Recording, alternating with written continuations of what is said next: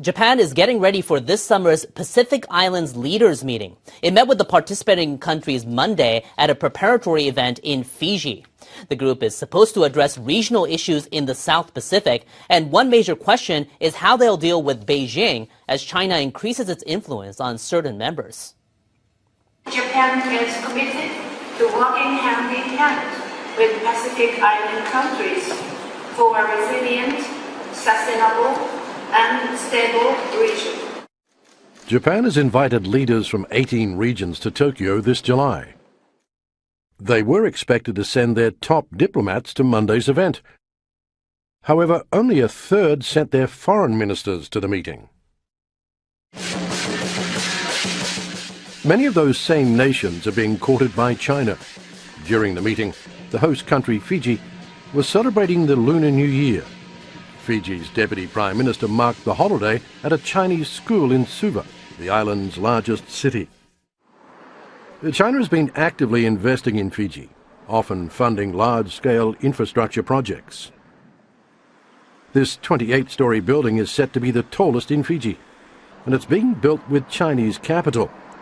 But the two nations may not see eye to eye when it comes to security.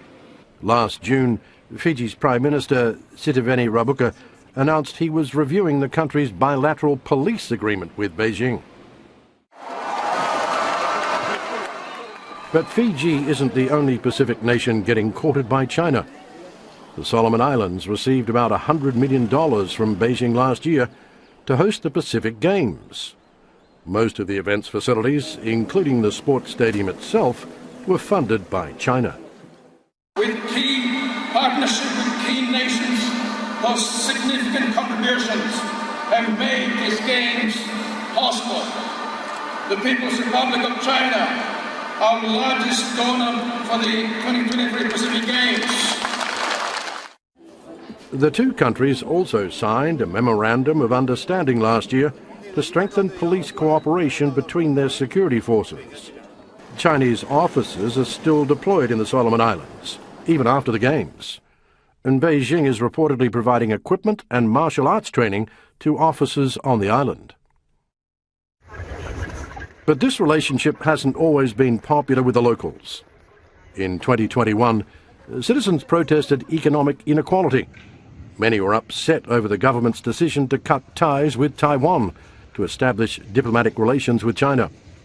Some even set fire to shops run by ethnically Chinese residents. Beijing has also tried to make headway in neighbouring Papua New Guinea. The country signed a defence cooperation agreement with the US last May. Media report that the US will be able to station troops and vessels at 6 key ports and airports in Papua New Guinea. Still, China's influence in the region has rattled countries like Japan, the US and Australia, who are now hoping to regain lost ground.